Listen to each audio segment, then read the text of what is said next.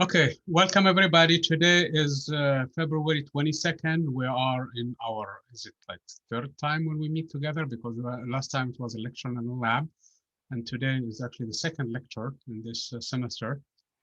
But before I start, Stephen had a great question that I thought I should share with everybody, and hopefully everybody will pick up on it because it's a question that is really hits on the heart of what we're doing. So let me tell you, let me switch cameras, because I have a marker in here, and share with you 2 points that need to be taken from this question, okay? Let me, okay, where is my camera? Video. How do I do that? Okay. Okay, let me switch cameras to this camera. Oh no, let me remove the background then. Okay, so what I have in here is basically what I can write down. Okay, so basically what the question was is the following. When we solved that problem, if you guys remember problem 95, we have a point charge in here, which was Q3 actually. And then we have a charge in here, Q1, okay? And then this is a right angle triangle. So if Q is, excuse the drawing if it's not exactly a right angle triangle. So this is a 90-degree angle, and this is Q2, okay? The force in the problem was clearly stated in this direction. This is the force on F3. And the problem states that it's parallel to the negative, to the x-axis, and is pointing actually in the negative x direction. So what I assumed then in solving this problem, that this is the positive x direction. Of course, this would be the y direction, and that's basically will fit the bill, if that's the case. The argument that Stephen made is, why in the world do we have to do that? There is nothing in the problem that states that this is actually parallel to this, okay? In that situation, this still remains the x-axis. This would be the y-axis, and this could be tilted at something. So let's think about that for two reasons why this is not the case, okay? The first reason, no, I'm sorry. There is one reason why this is not the case. And the other thing is, what in the world is going to happen if this problem were actually tilted a little? So I'm going to draw again at a clearly tilted angle now. So this is Q1, this is Q2, and this is Q3. Let me make sure that this is some sort of a right triangle. So this angle is still 90 degrees, okay? That's part of the requirement for problem. This is the x-axis, this is F3. As you can clearly see, this is the x-axis as parallel to that one. So this is making an angle theta of some sort, okay? Which is not given in the problem. This is still 3, this is still 5, this is still, no, this is 4, and this is 3, okay? So all the information remains the same. The only thing I did was in here is I tilted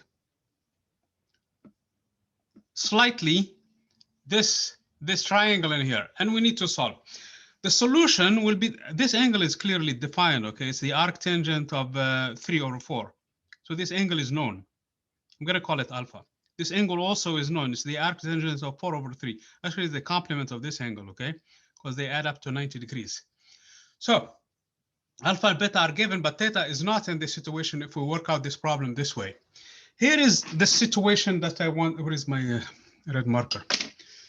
If theta is not too large, in a sense, it's small enough, I still need a negative charge in here pointing this way. I still need a positive charge pointing in this way, so that when I add them up, as a matter of fact, I exaggerated this force. Maybe it's going to be a little bit in here, so that when I add them up, it's going to be in here, okay? So the sign for Q1 and sign for Q2 will remain the same, and there is no problem with it, provided theta is not big enough. But how about if I tilt it to this point? Let me explain it. How about if I do it this way? This is not a permanent dry erase. How about if I put, this is still Q3, and this is actually where Q2 is. They're actually in the same line, both of them in the same axis. This is still 90-degree angle. So this is going to be like this. So no, this is Q3, I'm sorry. This is Q1. So this is how this geometry would look like. Obviously, Q1 is still a finite value. Q1 is given. Q3 is given. Q2 then must be as big as possible compared to Q1 to produce this force in here to cancel this one, because this one needs to stay in the x-axis. In other words, Q2 will go to infinity, and F3 will also go to infinity. So that when I add whatever quantity in here, it's going not to matter. Do you guys understand that? And if I do the math, as a matter of fact, it's going to depend on 1 over cosine of, remember that alpha that was in there, plus theta. So this theta plus this alpha, the answer, I did already, the algebra would depend on that ratio. So if this approaches 90 degrees, 1 over cosine is going to approach 0. 1 over cosine of 90 degrees is 0. And the answer for both Q2 and this force will be infinite because of this property. And this still fits the bill. In other words, Q2 is still positive, and Q1 can actually be anything. You don't care about its sign because you're going to add it here, or if it was negative, if it's this way, or if it's positive, it doesn't matter what its sign is. So there is an ambiguity for the sign of Q1. Now, what happened if I tilt this one further? Let me redraw. So this is where Q2 is. This is where Q3 is. Remember, the force needs to stay in here. That's a requirement of the problem. And this is where Q1 is. And let's give it this tilt now. Now, if I do that, in order to produce this one, this force cannot be pointing in here. Because if it's pointing in here and this one is pointing in here, the force is going to be pointing somewhere in the negative direction. And it's not going to give me this force. So this force, as a matter of fact, the charge Q1 need to be actually be positive, not negative, so that I produce this effect. Q2 can stay positive. So now we have moved from the choices that we had in the problem. Remember, choices 1, 2, 3, 4. We ended up with one of them that worked for us. Now we have to completely rework the problem altogether, okay? And refine the solution. If we keep on switching this thing, we're going to find all cases. Case 1, where Q1 is positive and Q2 is positive. Actually, this is the case. We're going to find Q1 and Q2 in opposite signs, where Q1 stays positive, but Q2 now becomes negative in this direction. And we're going to find the Q1 to be negative and Q2 to be positive, like we started with. And we're going to explore all 4 cases, basically. That's the situation that happened with it. Do you guys see how this will migrate from one case to the other case, to the other case, to the other case, Stephen, and everybody else? Yeah, I think I see. Though, I guess it still comes down to the fact that it looked like it was parallel, so we were assuming it was parallel, and that's why we solved the way it is. Parallel is actually because we're doing physics, we're not doing math. Oh, that's if you look at that, that's part of the given. If you look at the graph, that's the easiest case. You make the case for it. And actually, if you take a ruler and you draw it, it's going to be parallel, okay?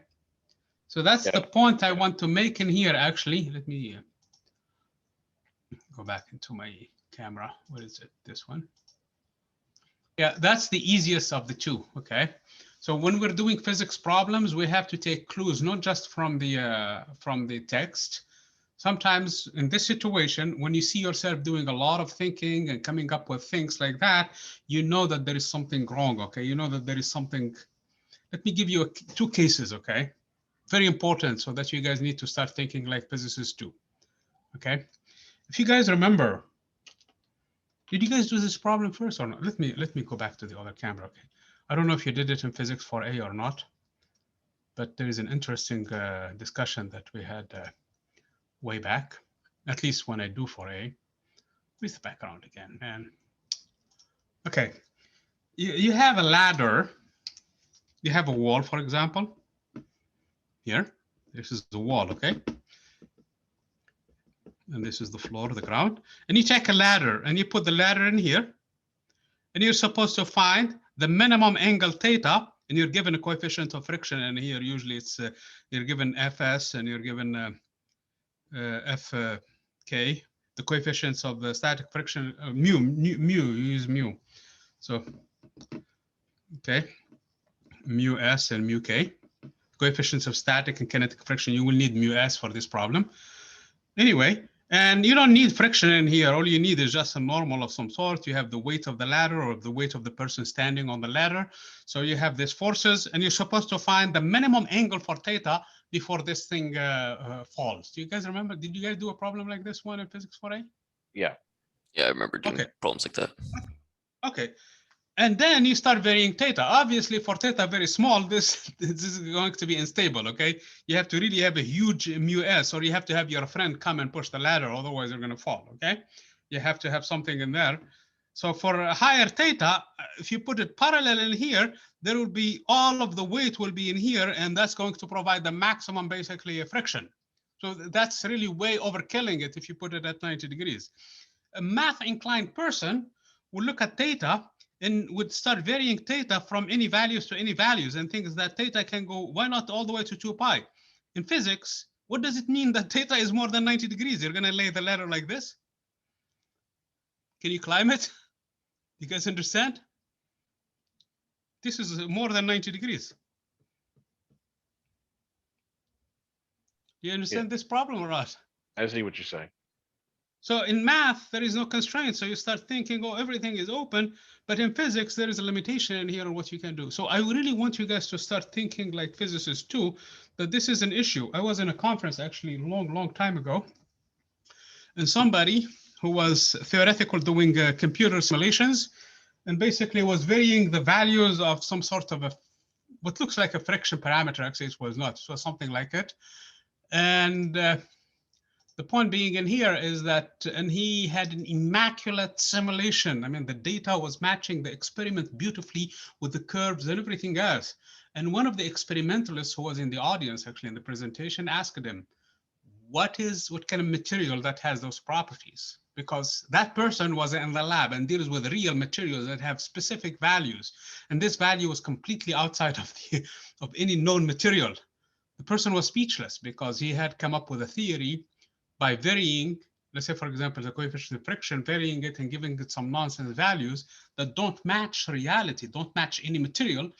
Yet his theory is supposed to explain beautifully how the curves match with that. So you have to be careful when you're doing physics. Sometimes that's why I always ask at the end, when you're solving problems, does it make sense? You really need to think through your problem and see if it makes sense. And it makes sense mostly in terms of physics. And if you put additional constraint to it, what happened to it, okay? Good? Yeah, thank you very much for explaining that. No problem, no problem. I know I'm myself, I basically, I have, my background is actually theoretical physics. So I come from that same environment, from the math loaded. Actually, we do a lot of math also in that area, but we also have to, once we're doing physics, we have to actually be mindful of the reality of physics, okay? Okay, and that goes for problem 96, by the way. For problem 96 also, I looked at it. It doesn't tell you which way basically the triangle, if you want to call it triangle, how the three charges are laid out. Actually, there are only two charges for problem 96 because it deals with the electric field. And you're supposed to find the electric field where Q3 is supposed to be. And in the same situation, it doesn't give you that. So please take it also. Otherwise, you're going to be for a long solution of this problem. Okay, good. So let's continue with the lecture then. Please ask this kind of questions. It really makes the topic richer, okay? We spent about 10, 15 minutes talking about something like this, and it's good discussions to have. Okay, so we're dealing still with chapter 21. Let me move on to my OneNote and make sure I am in the proper place. Go back into here and share with you the screen. Share. Let me move this out of the way here into the other screen. So this is basically what we did last time, and I assume that some of you probably, you really need to go back when we solve problems like this ones. You need to redo them for two reasons. First of all, to understand the topic. Second, because you are fully accountable for what we do in terms of problems in the classroom, and also in terms of the problems that are on the homework for your review. Those are your review problems. So if you if you understand everything that we do into the problems like we solve in the classroom and here together. Today I have in mind problem, I don't know. What number is that? If I can find it. Problem 74 is a good problem, but I don't think I'm going to do it now because I did it in the past. Probably we'll talk about it because I did it in the past for as an exam, actually.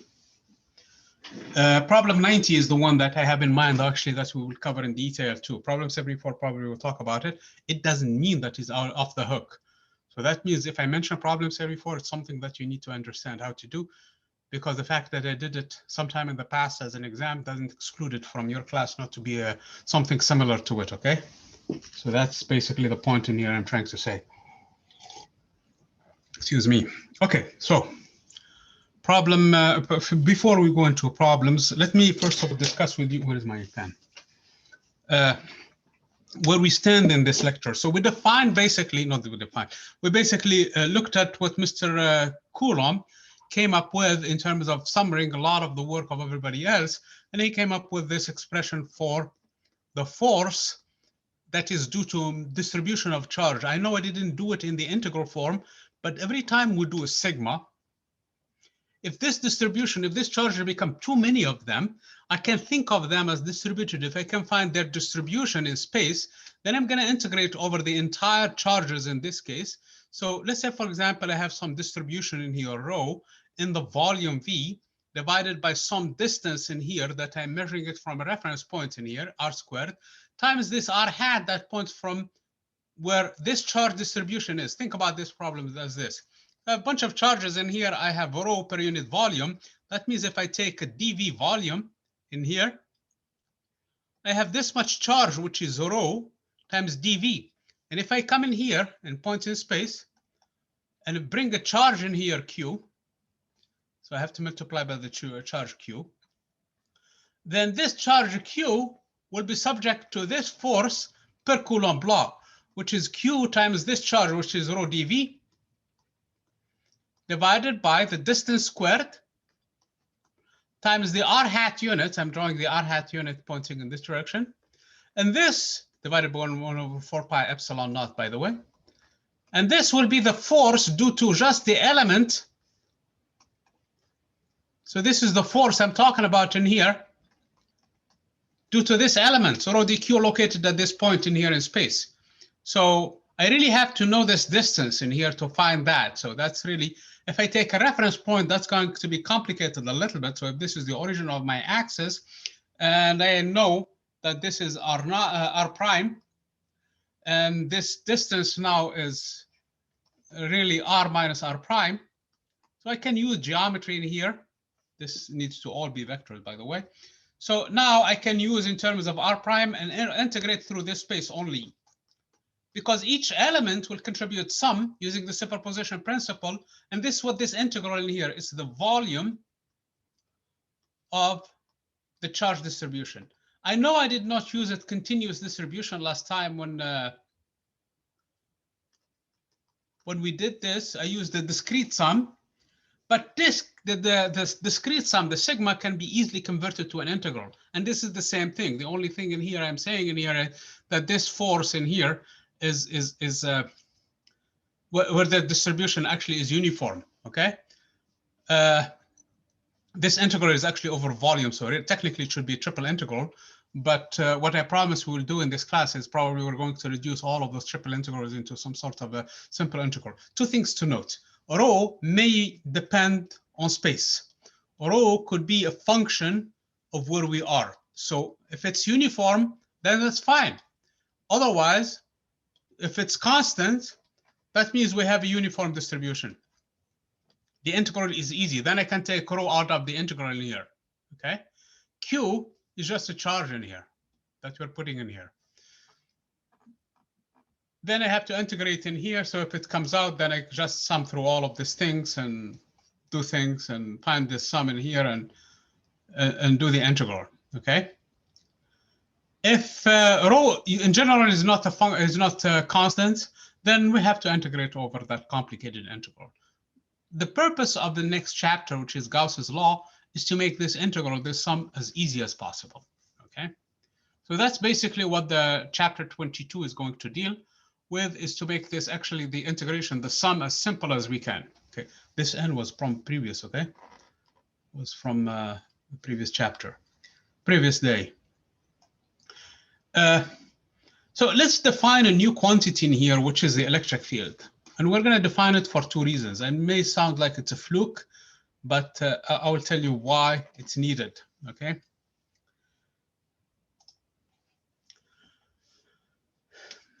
If I have a charge, I'm going to call Q prime now, sitting in here by itself, okay? And attached to it, if you like, a spring, okay? And if I should bring a charge in here next to it, Q, doesn't matter what the sign is, I notice that the spring Q prime will, spring where the Q prime is attached will either compress if the two signs are the same, because I put it on this side, or will elongate if the charges are of different size. So when we know that, and we actually can find the force in this case is equal to 1 over 4 pi epsilon naught times Q prime over the distance squared, where this is the distance squared, where this is the distance, and times the r hat unit in here, times this r hat. This is what we know about Coulomb's law. So those are 2 point charges. This is a point charge, and this is another point charge. What I'm going to do this to this mass now, to this Q prime, is move it around. If I bring it closer, let me bring a different color. If I bring it here, I will notice that the spring now compresses more because I'm closer. The force is inversely proportional to the distance squared. If I move it further away, I notice that the compression will be less because, again, of 1 over distance squared. If I move it around on a circle on the same radius, the compression or the elongation doesn't change. On this entire surface sphere, actually, it's not just a circle, it's a sphere, actually, because we are in 3D space. The strength of the force will stay the same, regardless of which direction I'm putting it. And that is because of this 1 over distance squared. If the distance doesn't change on a sphere, the intensity of that force stays the same. So here is what I'm going to do. Instead of doing Q prime, I'm going to carry with me 1 Coulomb charge. So this is 1 Coulomb charge, actually. And if it's 1 Coulomb charge, all I'm doing in here is multiplying by Q prime, which is 1. And I'm going to define that as being the electric field. So the electric field for a point charge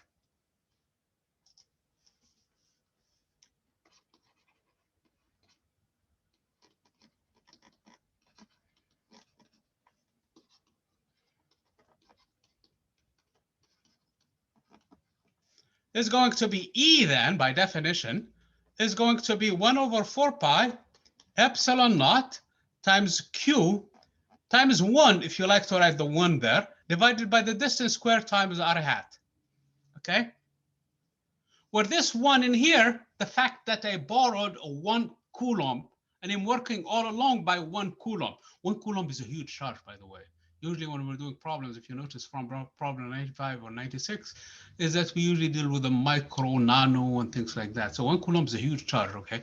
You cannot really walk around with 1 Coulomb, okay? But if you go to the store, you tell them, you know what, I really need to have 1 Coulomb to do this experiment the instructor is talking about.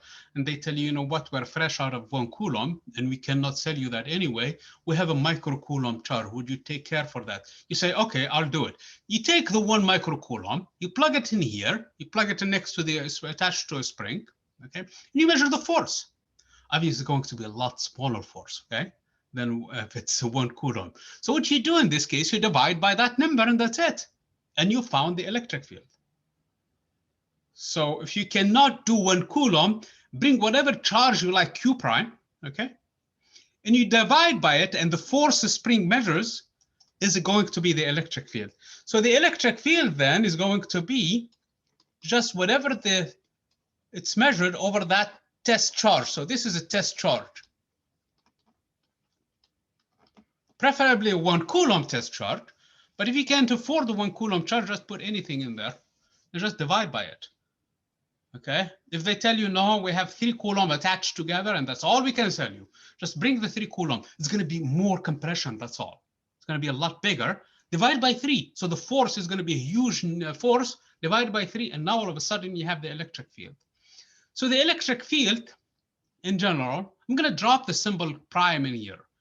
And please don't get confused about this prime and non-prime. It's just to distinguish these two charges in here. In general, if the charge is Q, then what I'm going to say is the force is going to be QE. So if I know what the electric field is, and if I bring now another charge called Q, that charge is going to be subject to this force. So it sounds kind of a trick. I mean, a trick what we're doing in here. Let me tell you why it's a trick. Because all we did was just playing with this charge, dividing by it and defining Q, and basically lifting the burden of the derivation from that of the forces to that of the electric field. You guys understand? Basically, mathematically, all we did was just remove one variable from the expression where we were dealing with in terms of the force, and move it out, and whatever is left is the electric field. You guys understand that this is the trick in terms of math of what we're doing? Yep. Okay. There is actually a far deeper meaning to the electric field in here, and a reason why it should be, okay? Let me tell you why it is, okay? Let's say, for example, we have a charge, really Q in here sitting, and we have another charge in here, test charge if you like, okay, sitting in here. And now I measure the force. I can find the force, there is no problem with it, okay? So this is the force on the test charge. And let's say all of a sudden, somebody comes in here and wipes this charge clean, discharge it, or remove it, or do something to it. How does this Q test charge know about what happened in here? That's the problem with it. So in other words, if I bring this Q test charge, actually leave this charge alone and bring it to this point, obviously I know the force in here is going to be a lot more than, because it's closer, number one, and it's going to change direction too. So it was pointing this way, now it's going to point this way with a far bigger magnitude. How does this Q test know now to react to this much force? It has to be aware of this charge in here being in this location and this location only. It has to have some sort of a messenger. It has to have some sort of a communication with this charge in order to know where it is and how big it is, so that to adjust itself accordingly and point the force to where it needs to go. And the only way we can think about this one is by the following, by saying that this charge, Q, will modify its environment around it, regardless of whether or not there is a test charge in there or not, okay? So what we do in this case is we have a Q by itself. The Q around it will be modified. At a certain distance on a sphere, for example, there will be an electric field, and that electric field will point away from the charge. I'm assuming the charge is positive, okay? If the charge is negative, it's going to point in the opposite direction, and that's it. Radially, so it's going to be radial, because it depends only on R, okay? Pointing away in the radial direction. So all of this is pointing in the R hat direction. All of these forces, I know I did not probably. So this is R hat and so on and so forth. The magnitude on a sphere, it's the same thing. If I move away, if I'm at this distance, this is probably how the electric field is going to be. So this is E, by the way. So if I am on this sphere, this is E now, and so on and so forth. As I move away, obviously the strength of this E becomes less and less and points in the same direction still. If I come closer here, it's going to be even bigger. So this is E very close from the charge, okay? So what this charge Q does is it changes its surrounding by virtue of this electric field. So the electric field is the effect of a charge in the surrounding area where the charge is. So now if I bring a test charge, a 1 coulomb, for example, and put it anywhere in space near this charge, that 1 coulomb will suffer force or will be affected by this force that is exactly equal to E. Now, if you cannot bring a 1 coulomb charge into the mix and bring some other charge, it's going to be actually subject to a force that is equal to E times whatever charge that you bring in. So this electric field is real. Do you guys understand that? So the electric field is not a mathematical fluke, but it's actually a change how the charge affects its surrounding. Okay. I'm going to put the words that I'm going to put in here, and hopefully you guys will pick up the issue because it's really critical, because sometimes, especially again, excuse me 1 second. I'm addicted to coffee, so around this time, usually I drink coffee, sorry. Okay, what is the thing in here?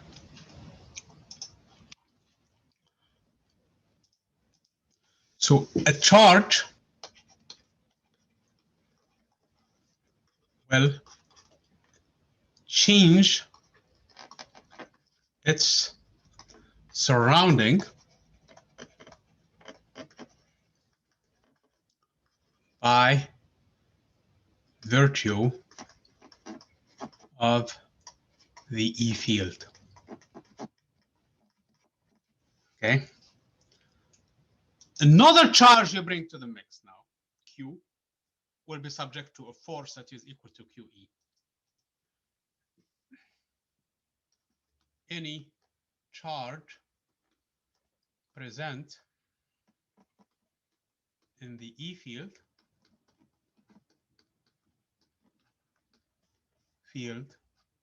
I'm missing an L in here, is subject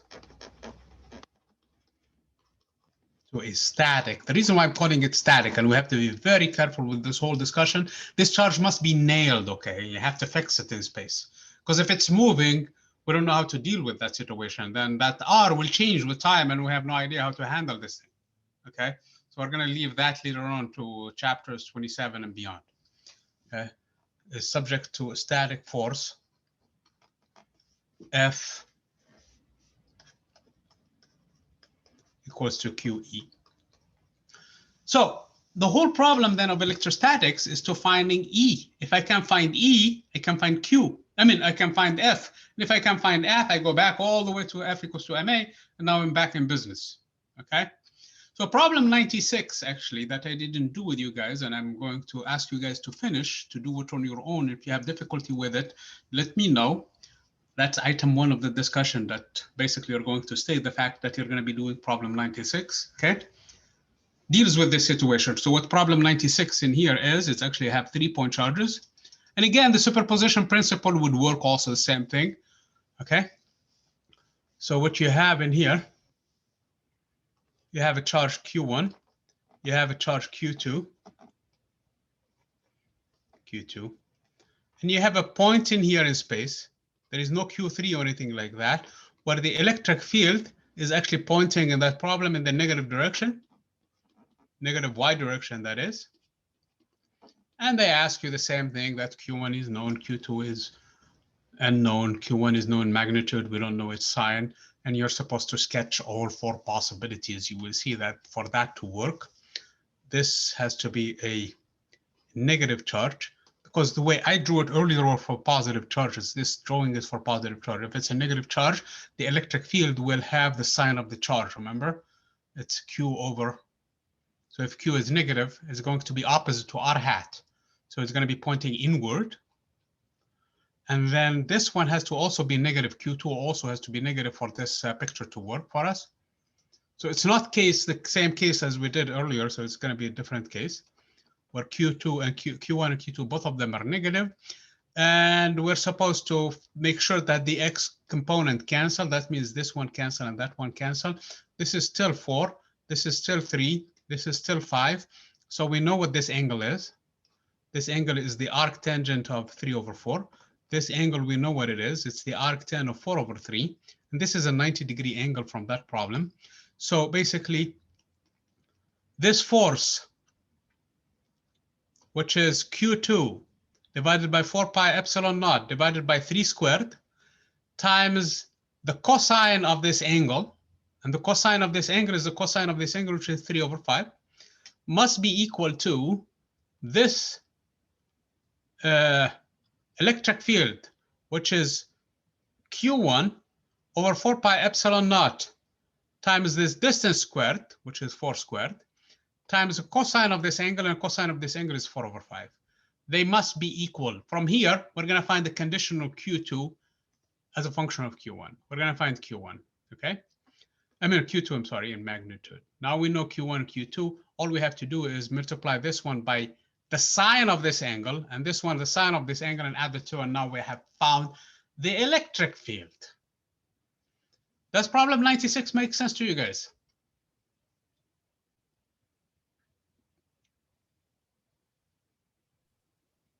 Okay, at least one person agrees, hopefully more. So just to clarify, in that problem, the electric field would be caused by an unknown particle that's not listed there. It's not from Q1 or Q2. It's just we're just considering the electric field there. It's actually the combination of Q1 and Q2. There is no unknown. Oh, okay. Let me go back into the scenario, okay? Because the concept is just fresh in here. So let me use the blue pen. So I have two electric fields in here. This is E1. E1 in magnitude only. I'm not caring about the direction right now. Is 1 over 4 pi epsilon 1 naught times Q1 over, I'm looking at the absolute value again. I don't care about directions now. Divided by 4 times 10 to the negative 2, because it's centimeters squared. So that's E1. E2 in magnitude is going to be 1 over 4 pi epsilon naught times the magnitude again of this charge Q2 divided by 3 times 10 to the negative 2 squared. Okay? And E by superposition is E1 plus E2.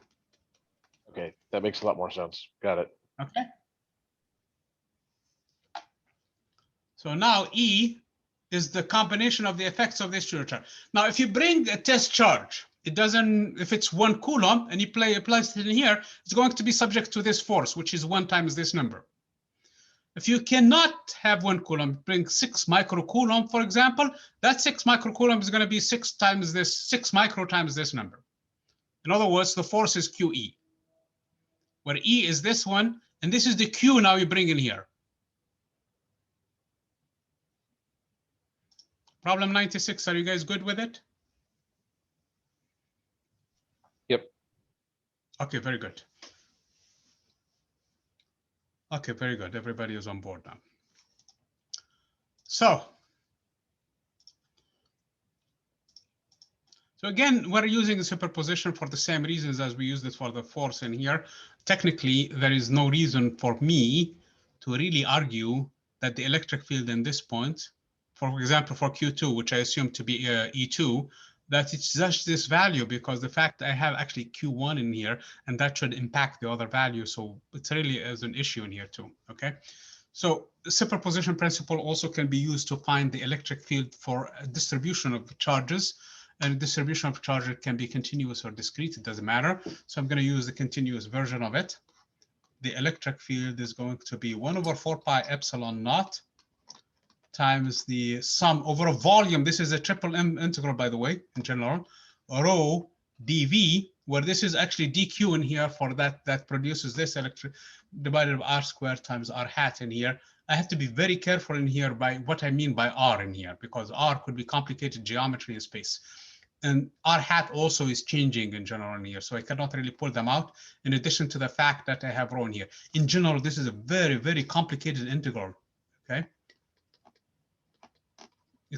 You'll probably need a computer and C++ to be able to do these things. Any one of you did C++, by the way? Anybody? Only Yeah, intro. C++. Okay, intro is good enough actually for a lot of these things, okay? So by the way, you can do a lot of the homework stuff if you are into these things with C++. Just make sure you provide me the code too. Don't just give me the things, because I have compilers that I can work with these things on it, okay? And exam time also, you're welcome to do that too, But provide me with source code because I need to compile it to make sure that everything is supposed to work the way that you have it working, okay? Anyway, I used to teach C++ for the engineering students, so we used to have a lot of fun. And one of the things we used to do in the physics lab was actually the Arduino boards, and we program them and do things like that. Anyway, so let's continue with this topic.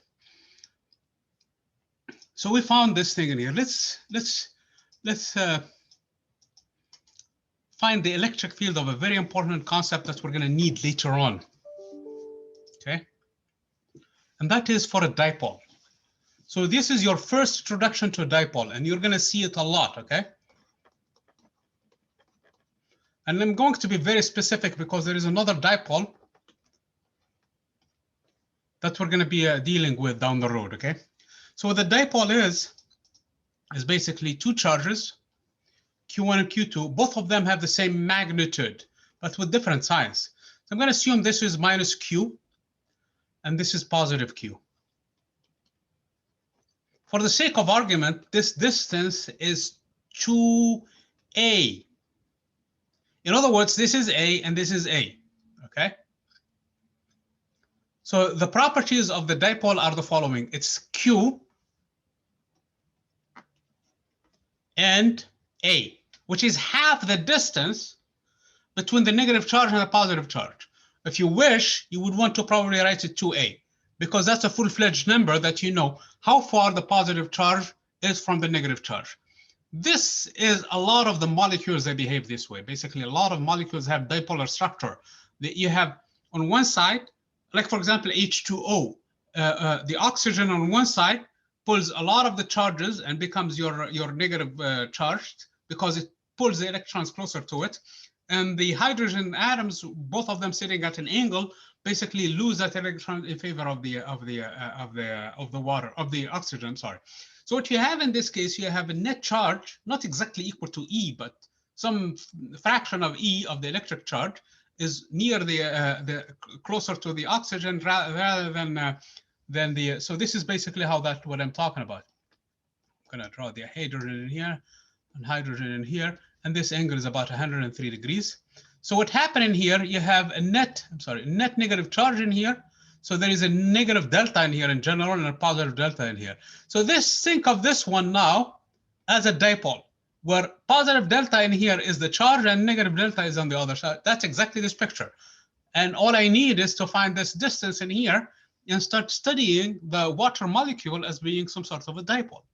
So this has a lot of applications in molecular mechanics, and of course, the antennas that you have at home on your cell phone are actually all dipolar antennas. So this has a lot of applications in physics.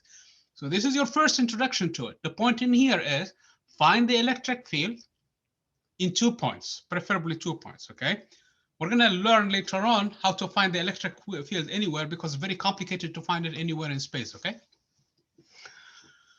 Okay, so what I'm going to do in here, I'm going to find the electric field on the axis where the charges are connected. So I'm going to assume that this is the x-axis. I'm going to find the electric field in here. Obviously, the positive charge will be a positive electric field. So it's going to be pointing in here. So this is E plus due to the positive charge. And a negative charge will be in here because it's further away. Remember, the electric field drops like 1 over distance squared. It's going to be here. So this is the E minus. So expect the electric field as a combination of these two values to be this much, which is just the difference of these two values. So that's basically what I'm going. And all I need is, so this is the x-axis. This is the origin of the axis. And this is a point X situated from the origin at a distance X. So I want to find the electric field in there. So this is not hard to do. So the electric field in this case on this axis is just E plus minus E minus, okay? Do not put another minus into E in here. So the magnitude of E plus minus is already 1 over 4 pi epsilon naught times Q over the distance squared. And the distance is clearly A plus X. A plus X squared. I'm looking at the magnitude. I don't care about the signs because I already took care of the signs, the fact that I use them in here. This is a very, very important point. I know for the math inclined, they tend to probably sometimes ignore this fact. If you do that, then point E minus anywhere in there and put the Q then with a negative sign. I'm looking for the magnitude in here, and the magnitude of E plus is clearly 1 over 4 pi epsilon naught times the same charge Q over A minus A, I'm sorry, X minus A squared. It's this distance only, which is clearly the entire X minus A. And the other one, the entire X plus A. Having said that, now I'm ready to write the electric field. E is equal to 1 over 4 pi epsilon naught, which is common for both of them, by the way, times Q, which is common for both of them, times E plus, which is 1 over X minus A squared minus 1 over X plus A squared. Note that X minus A is less than X plus A, which means that this whole number is more than that this number, and the value is positive as expected. The common denominator of this expression is X minus A squared times X plus A squared. There is an identity, if you guys remember from your days of kindergarten when you were doing this stuff. A squared minus B squared is equal to A plus B times A minus B. Do you guys remember this identity?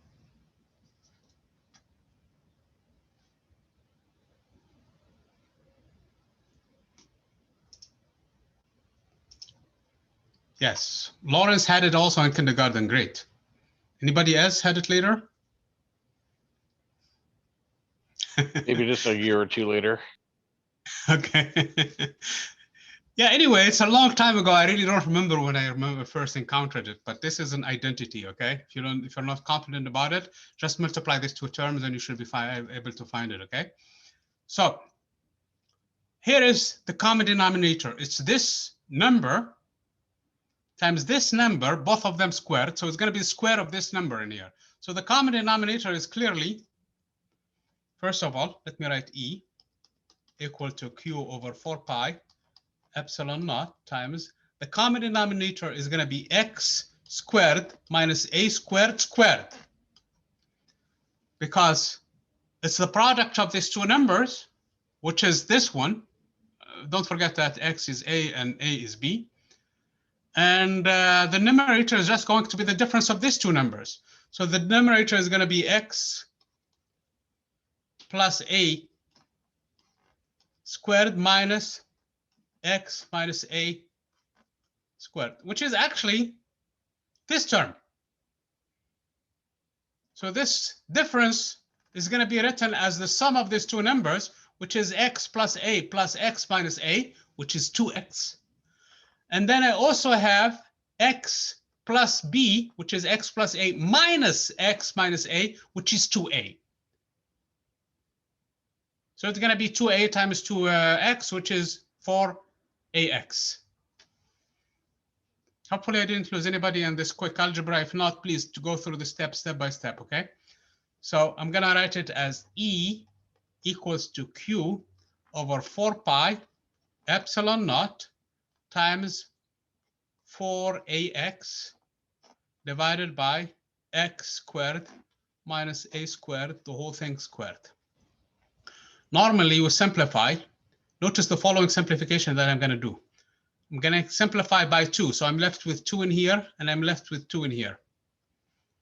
You're wondering why in the world you didn't cancel the 4?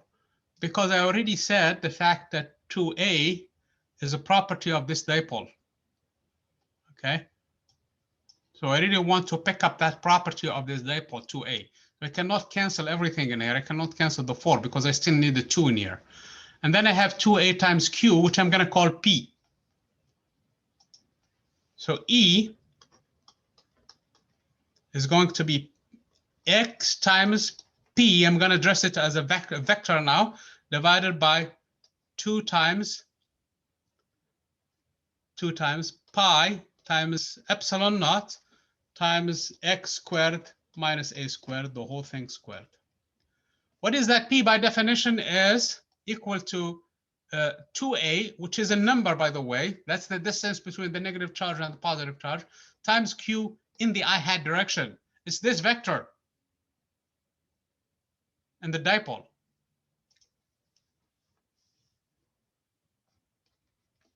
So this is the vector p.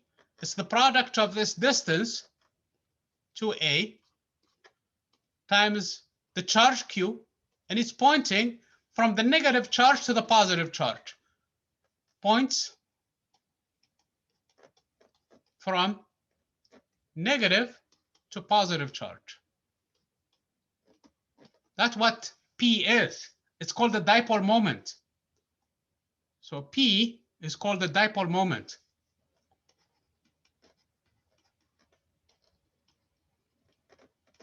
So the electric field is proportional to the dipole moment. That's basically the bottom line of the story in here.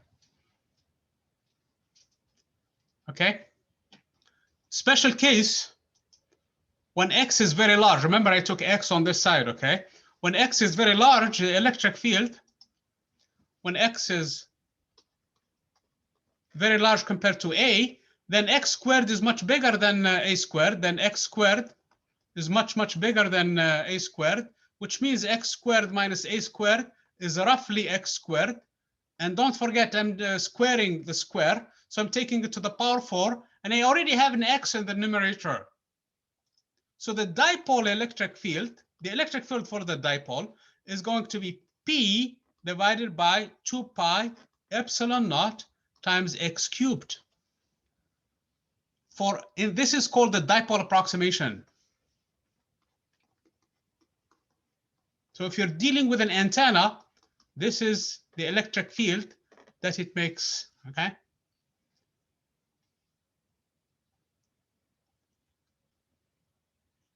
Now, another interesting case in here, and those are the only two cases we're going to consider in this problem, is the electric field in this point. I'm not going to go in detail about it, but I'm going to show you how to do it. I think this example is in the book. So I'm going to come in here again on the axis of symmetry itself and find the electric field. Okay, the electric field due to the positive charge is going to point this way. The electric field due to the negative charge is going to point this way. And their sum in here is going to cancel on the y-axis. The reason why it cancels is because the strength of this electric field, the E plus, is going to be equal to this distance squared. So I want a distance y now from the axis, from the origin, and I'm trying to find the electric field now. So it's going to be 1 over 4 pi epsilon naught times q. I'm looking at the magnitude only. I don't care about the direction because I know what the direction is. So this is pointing in here. So q over the distance squared. And the distance squared, by the Pythagorean theorem, this is a, this is y. So the distance squared is a squared plus y squared. And this is the same thing for the electric field too, in magnitude only. They both have the same magnitude. In this direction, if I want to find their y components, they cancel. The y components cancel for the fact that this angle and this angle have the same cosines. The cosine of this angle is the cosine of this angle, and the cosine of this angle is y over the hypotenuse. And this angle's cosine is the y over the hypotenuse, which is the same hypotenuse, and it's the same y. So these cosines are the same, therefore the y components cancel. The thing that remains the same and add up is in the y direction. And the y direction adds up because you have the sine of this angle and you have the sine of this angle, and both of them are pointing in the direction. So it's going to be twice this one times the sine of the angle. And the sine of the angle is clearly the opposite, which is a divided by the hypotenuse. So in that scenario, the magnitude of E is going to be 2 because there are 2 of them, times the electric field, which is 1 over 4 pi epsilon naught, times q divided by that distance squared, times the sine. And the sine is the opposite, which is a, over the same thing, a squared plus x squared, except it's in the square root. So if I write this expression now, remember 2 times q times a, that is p actually. And it's clear from this picture that E points in the negative direction of P. So if P still points in this direction, E is in the negative P now. So again, 2 times Q times E, and the 2 is coming from the fact I have 2 of them, because the E positive and the E negative, both of them have the same magnitude. And when I add them up, I will multiply by signs, and I have 2 of them. So E, this is the Y now, okay? This is the Y. This is in the axis. This is different than the first one, okay?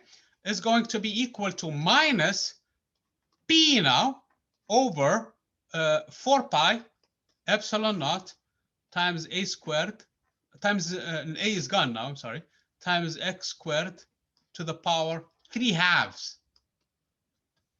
What happened in the dipole approximation when Y, I'm sorry, where did I put X? It should be Y in here, I'm sorry. This is Y. This is Y. This is Y. Okay. In the dipole approximation, again, Y is very large in front of A, which means that Y squared plus A squared, I don't know what that is, plus A squared is roughly equal to Y squared. So this will be Y squared to the power 3/2. That's Y cubed. So we will be left with Y squared to the power 3/2 in the denominator, and that is Y cubed, because the 1/2 and the 2 cancel. So the EY then again is going to be equal to roughly minus P over 4 pi epsilon naught times Y cubed. Both of them drop like the distance cubed. This one drops like the distance cubed, and this one drops like the distance cubed. One of them is half the other, though. This one is twice as much than this one. So if you happen to have a dipole, and if you go around it like that water molecule, for example, if you happen to go around it from one side to the other, you're going to see the strength of the the electric field change, okay? And then it's going to come back again and change again. So that is an indication that you're dealing with a dipole in this case, okay? If the dipole doesn't change. So that's one way of finding it. Both of them drop like one of the distance cubed. That's another weird thing also about the electric field for the, usually for a point charge, it drops like 1 over distance squared. Remember, 1 over r squared. This one far away from it, it behaves like 1 over distance cubed. Y is how far we are from the dipole. So this is basically some of the stuff that is related to that. Let me do the ring quickly, and then we do problem. Any questions before I do the ring?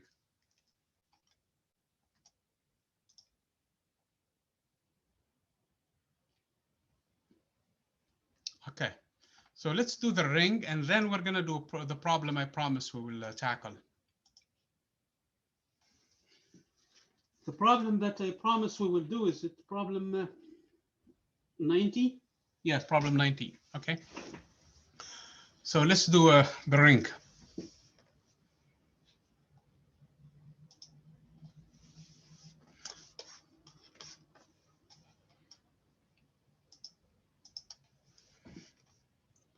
So here is a ring. It's basically charge distribution. I'm sorry, this is a very bad ring, okay? So assume it's better than this. And I want to find the electric field on its axis. So this is a distance x. This is the radius of the ring. Normally it's r. In the problem they give it symbol a, okay?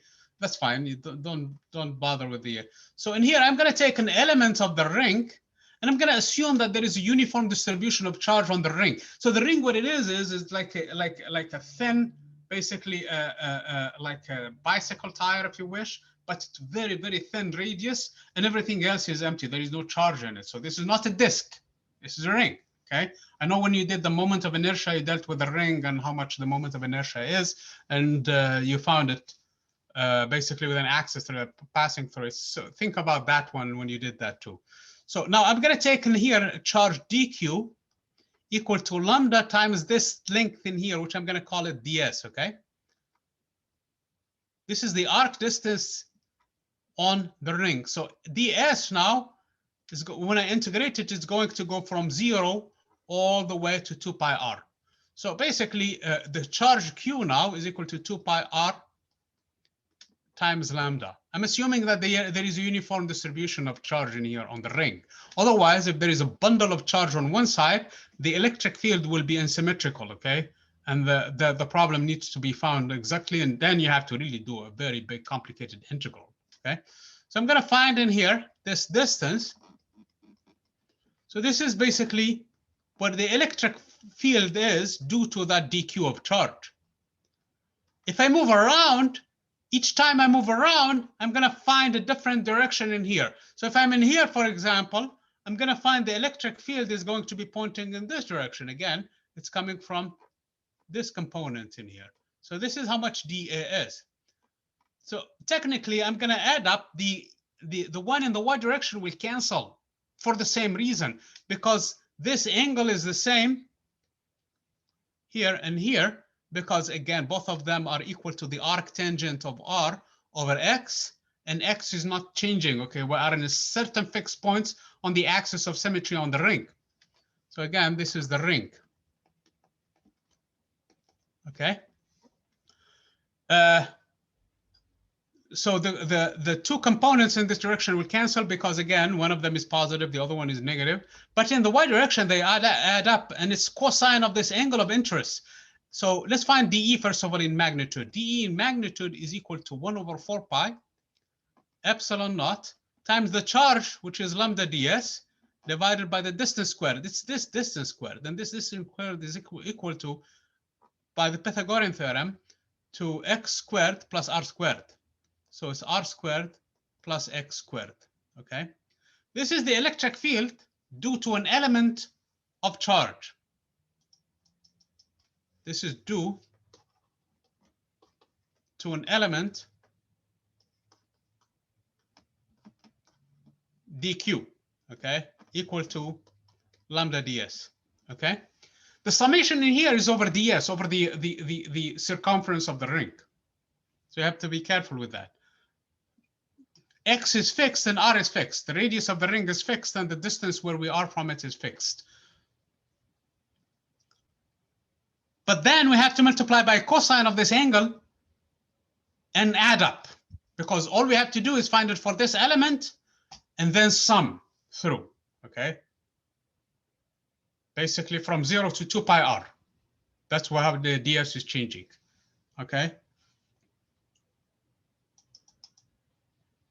So dE then, the entire dE now, as a vector if you like, is equal to 1 over 4 pi epsilon naught, that's constant, times the summation for all ds, the ring, all ring, of lambda ds divided by this distance squared, r squared plus x squared, times now cosine of that angle, cosine of this angle. And cosine of this angle is equal to the adjacent, which is x, because this angle and that angle are the same, which is equal to this distance x divided by the hypotenuse, which is square root of r squared plus x squared. So I'm going to pick up again an x in here divided by an r squared plus x squared to the power 1/2. So this power will become 3/2 now, because I have 2 of it and then I have 1 on the other, 1/2 on the other side. So I have 1 and 1/2, which is 3/2. The x is constant, r is constant, lambda is assumed uniform, so it's constant. Everything comes out of the integral. So the only thing I'm left with is ds, which is 2 pi r. And 2 pi r times lambda is actually q. So this whole integration then, times, I'm sorry, the I hat direction. Because the y direction, I argued that it's going to be 0, okay? So this whole summation then gives me an electric field in the I hat direction, in the x-axis,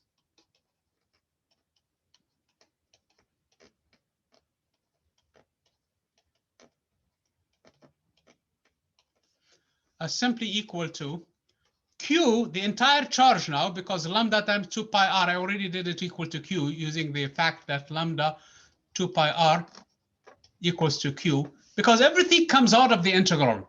Nothing, there is no integration really to do. The only thing is you're integrating ds from 0 to 2 pi r, and that's 2 pi r. Times lambda, and again, that's actually q. That's why I put it back into the charge in here. times this distance times x, which stays out of the integral also, divided by this r squared plus x squared to the power 3/2. So this is the magnitude of the electric field and the positive x direction. Now, if I'm going to do not a ring, the other one, disk, I'm going to assume that it's a bunch of rings and also sum from 0 to the radius of the ring. So technically, we should be able to do that too. Okay. So there are all kinds of shapes now. The point is, once we find the electric field, we should be able to go back and find the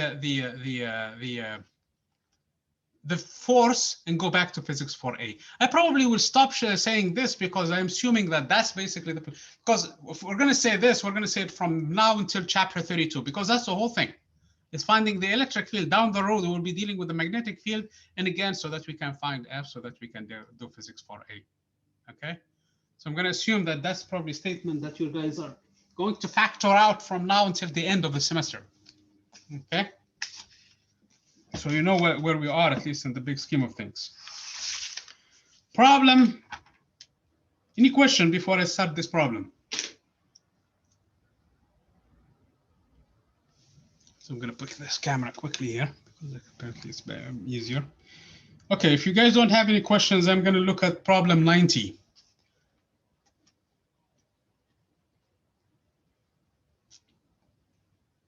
Okay, so let me go to problem 90.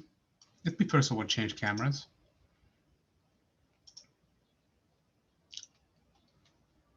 Cameras, where's camera?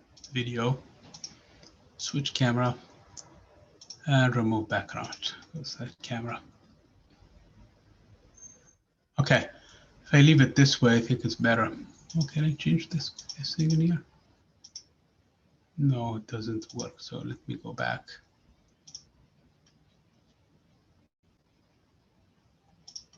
I'm just trying to get into my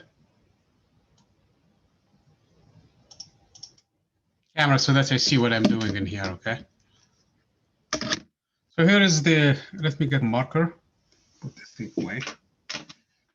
Markers, here they are. So what we have in here, problem 90. So problem 90, it says a positive charge Q is distributed uniformly around a very thin conducting ring of radius A. So R now is all of a sudden A, okay? As in the figure, so just like what we did, you measure the electric field at points on the ring axis at a distance x from the center of the ring, just like what we did, over a wide range of values of x. So x can be very small all the way to very large. Your results for large values of x are plotted. So as x squared versus x, okay? So basically, let me go back into the result that we found, okay? We found E to be equal to Q over 4 pi epsilon naught times x divided by A squared plus x squared to the power 3/2. So that's basically the result that we found in here just a minute earlier, okay? So what they're saying in here, you plot E times x squared, not E by itself or anything else, which should be Q over 4 pi epsilon naught times x cubed divided by A squared plus x squared to the power 3/2. You plot this function, okay? You don't plot the first one, you plot this one, okay?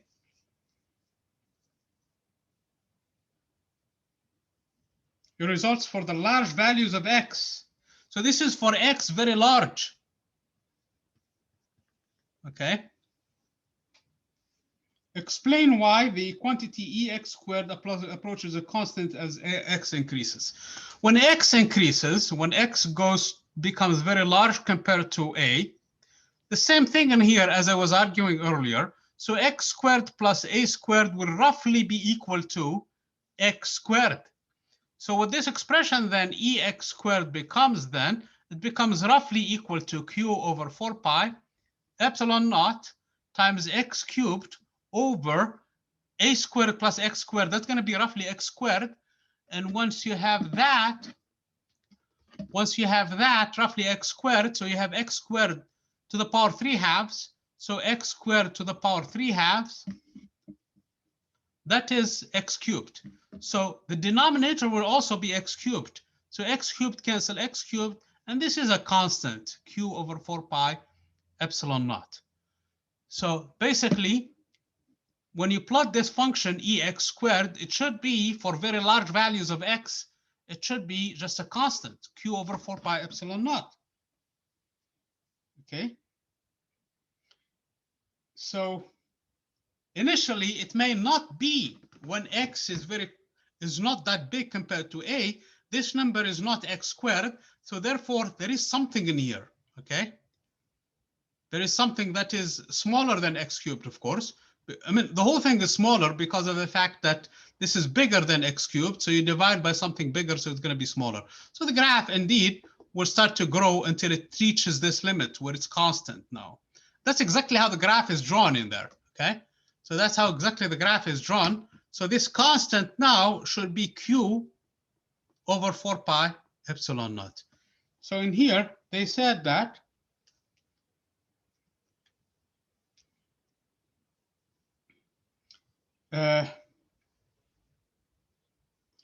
use figure 21.9a, 21.98 to calculate the net charge Q on the ring.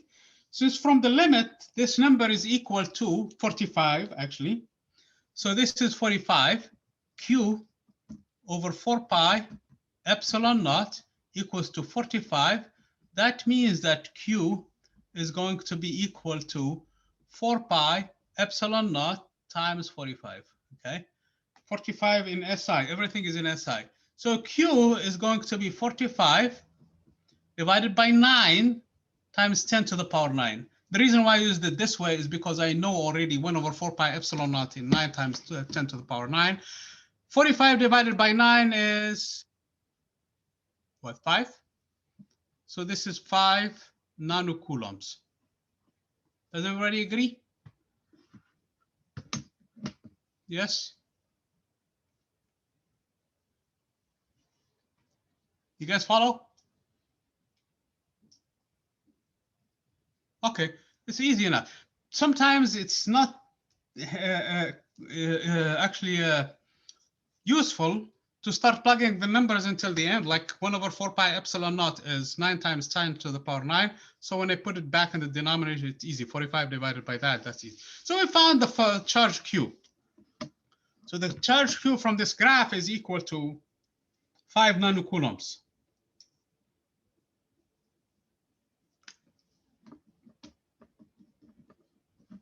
Okay, so that's basically how this is equal to.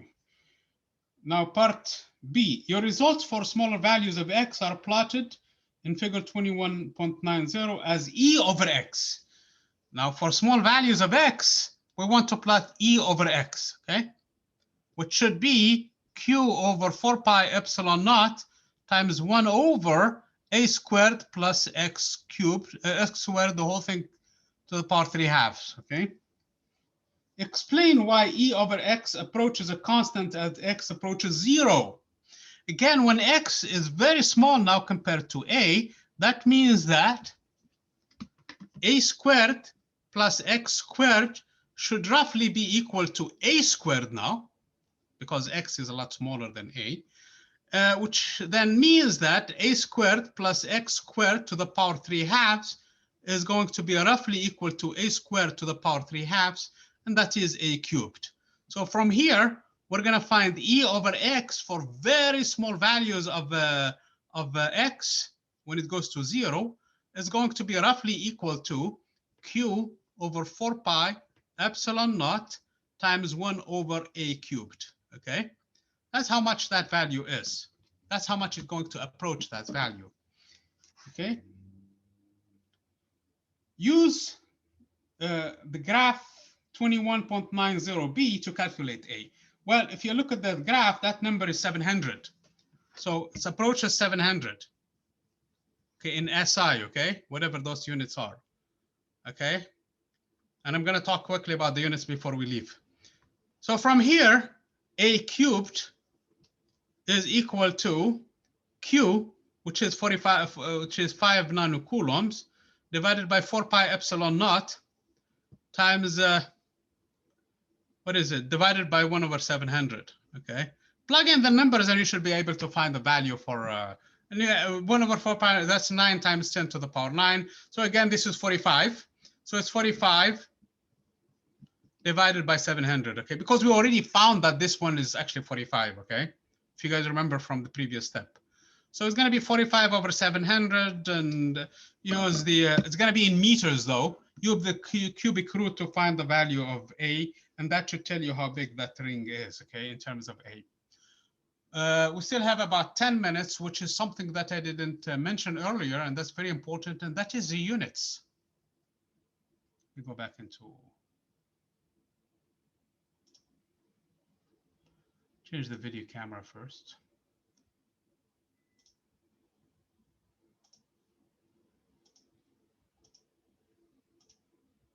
Okay.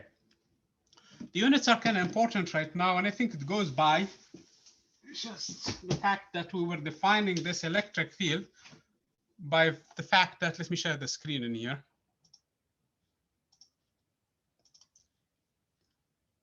Again, as being, what is the other pen now?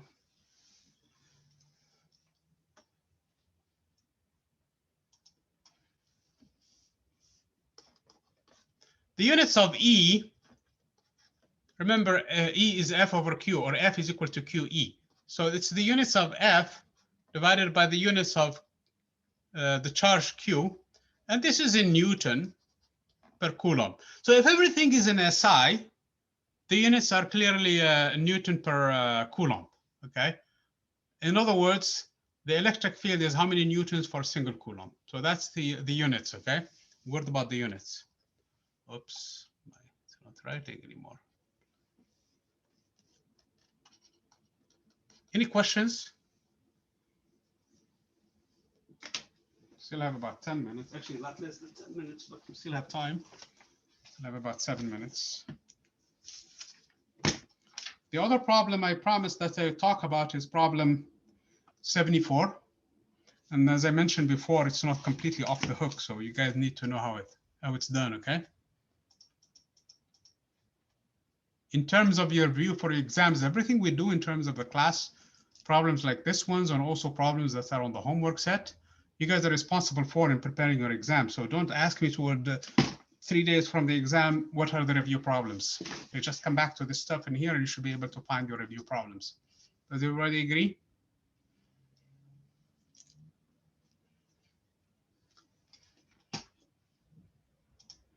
Okay, part of the discussion that I forgot to mention is that you find the value of A, okay? You need to plug in and redo this problem and finish it and find the value of A, because I didn't calculate it in there. Make sure that everything is correct, okay? All the steps are correct. Okay, so let's look at problem 74.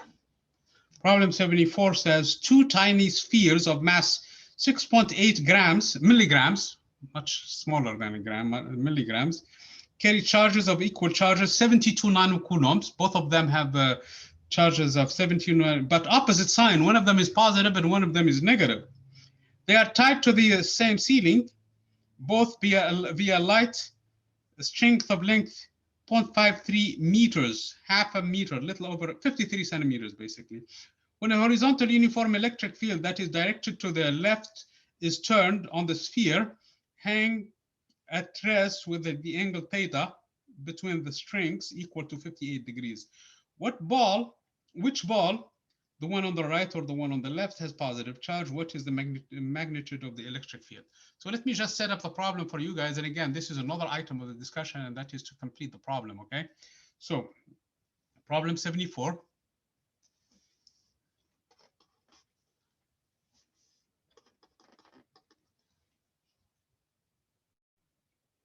And next time when we meet, we're supposed to be doing chapter 22, okay, Gauss's law, and how there are better ways of finding actually this electric field. So we have a hanging point in here. So we have 2 masses in here. Both of them are different size. If there was no electric field, by the way, these 2 charges need to stay next to one another because one of them is negative and one of them is positive.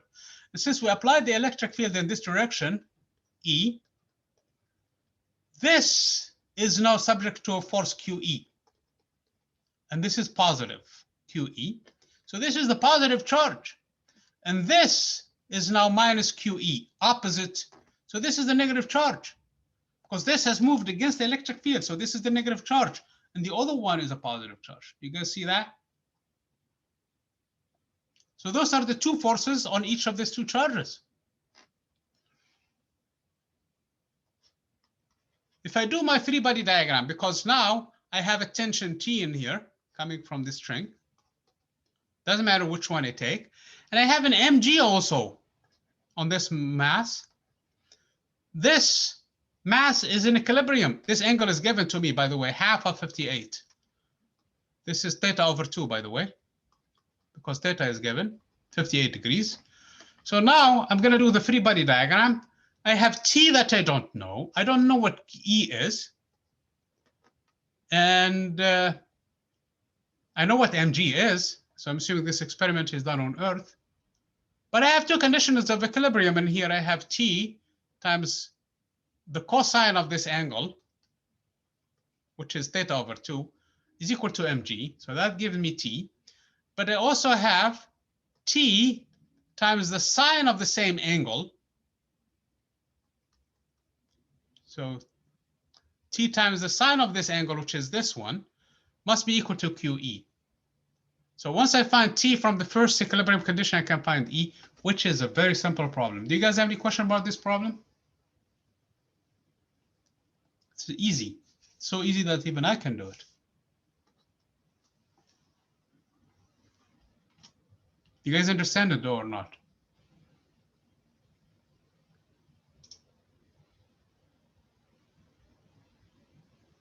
Problem 74?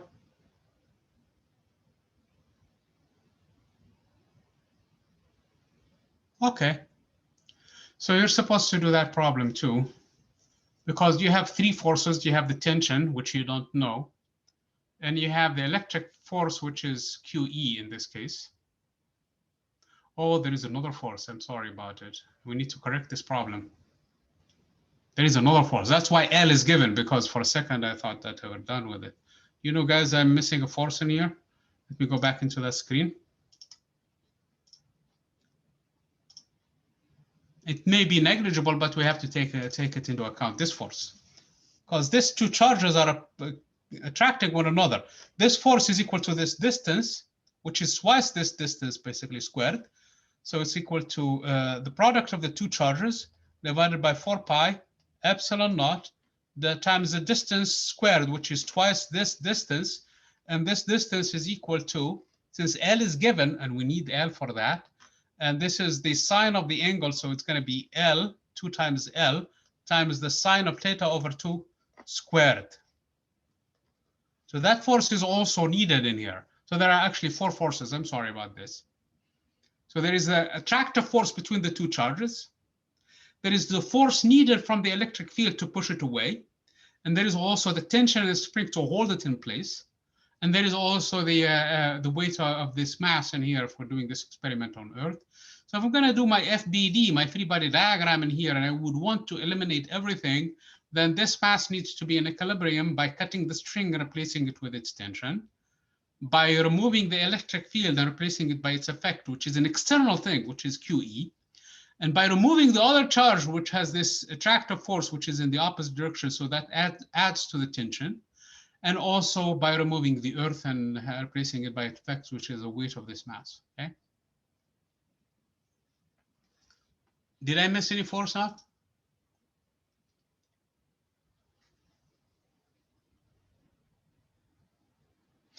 I usually don't do that, Mark, okay? Because usually toward the end. So for this one, it's going to be an exception, okay? Because both of them came toward the end. The first one, you're supposed to calculate that A from the previous example from problem 90 and make sure you understand it. And the second one is to do the entire problem 74, okay? That is part of your discussion in here.